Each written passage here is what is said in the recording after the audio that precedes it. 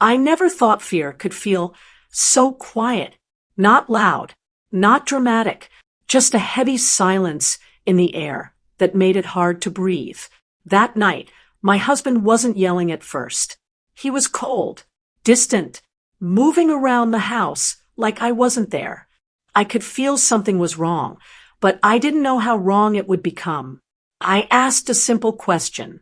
Where were you? He didn't answer. He just stared at me with a look I had never seen before. Not anger, not guilt, something darker, like I was an obstacle. I had already suspected he was seeing someone else. The late nights, the hidden phone, the way he stopped looking at me like a partner and started looking at me like a problem. But I didn't expect what came next. He grabbed my arm and pushed me hard. I stumbled backward and fell against the table. Before I could stand, he kicked my leg with full force. I heard it before I felt it. A crack, sharp, clear, terrifying. The pain came seconds later, exploding through my body. I screamed. I couldn't move. My leg was twisted at a wrong angle. He didn't rush to help me.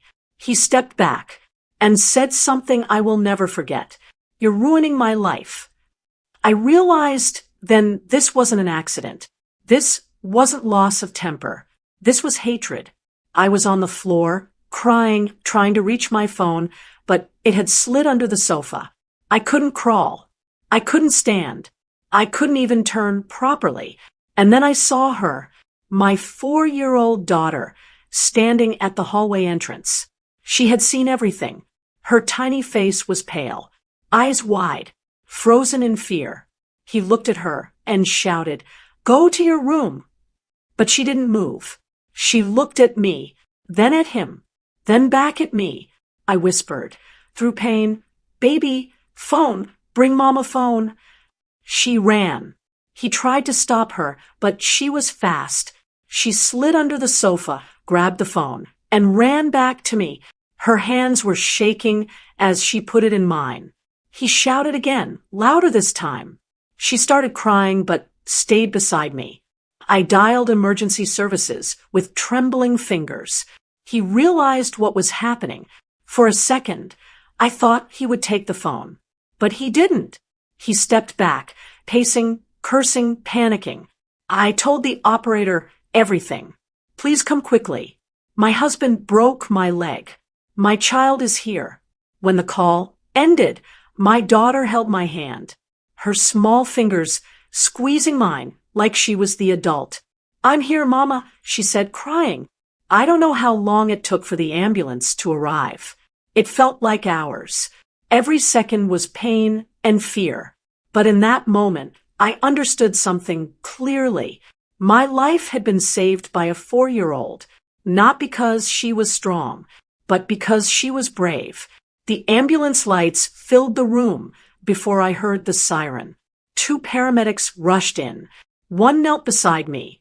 The other spoke to my husband, who suddenly sounded calm, almost rehearsed. "She slipped. It was an accident." I didn't let him finish. He pushed me. I said, clearly. He kicked my leg. My daughter saw everything. They looked at my daughter. She nodded through tears. That was enough. They immobilized my leg and carried me out. As they placed me in the ambulance, I watched my husband standing at the door, pretending to be worried. But his eyes weren't worried. They were calculating. At the hospital, the X-rays confirmed a clean fracture. The doctor asked how it happened. I repeated the truth. This time, a nurse quietly called the police. I wasn't scared anymore. I was done protecting him. An officer came to take my statement. My daughter sat beside me on the bed, holding my hand like she had in the house. When the officer gently asked if she saw what happened, she whispered, "Daddy hurt Mama." That sentence changed everything. By morning, a report was filed. My husband's version of events fell apart quickly. The hospital documentation, my injury, and my daughter's words made it impossible to hide. I called my sister to pick my daughter up from the hospital. I didn't want her going back to that house.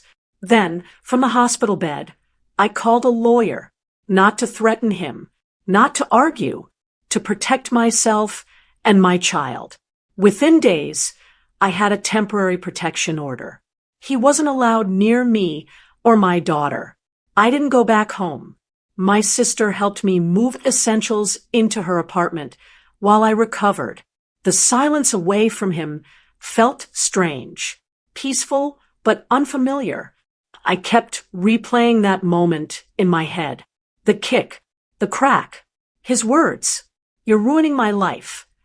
I realized something terrifying. He didn't see me as a person anymore, just an obstacle between him and the life he wanted with someone else. And if my daughter hadn't acted, I don't know how long I would have stayed there, helpless on the floor. The police later informed me that messages were found on his phone with another woman, conversations where he complained about me, about wanting me out of the way. It made my stomach turn. What shocked me most wasn't the betrayal. It was how calmly he had planned to erase me. My lawyer was direct. You're not just filing for divorce. You're building a case for custody and safety. I agreed. Every hospital report, every police statement, every piece of evidence was documented. I didn't cry during meetings. I didn't rant. I spoke slowly and clearly. I had one goal: make sure my daughter never grows up thinking this is normal. Weeks passed. My leg was in a cast. I was learning to move again with crutches.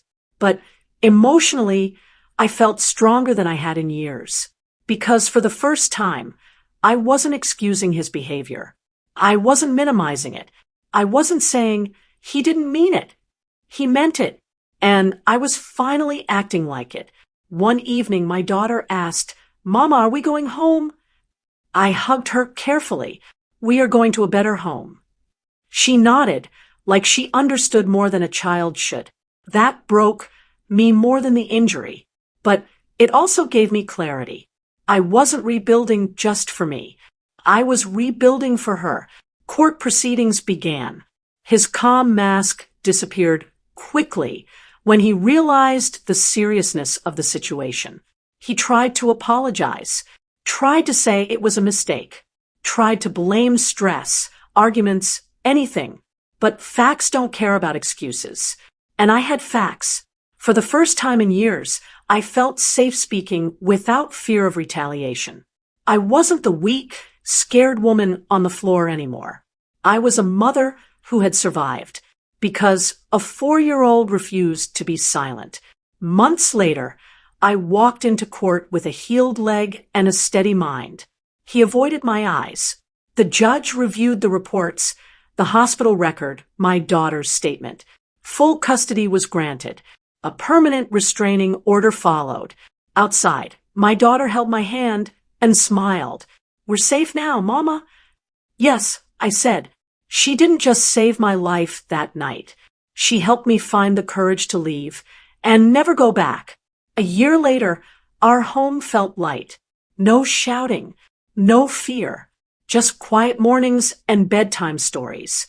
My daughter started school. She laughed more, slept peacefully. Sometimes she would hold my hand and say, "Mama, I was brave that day." I'd kiss her forehead. "Yes, you were." She saved me once.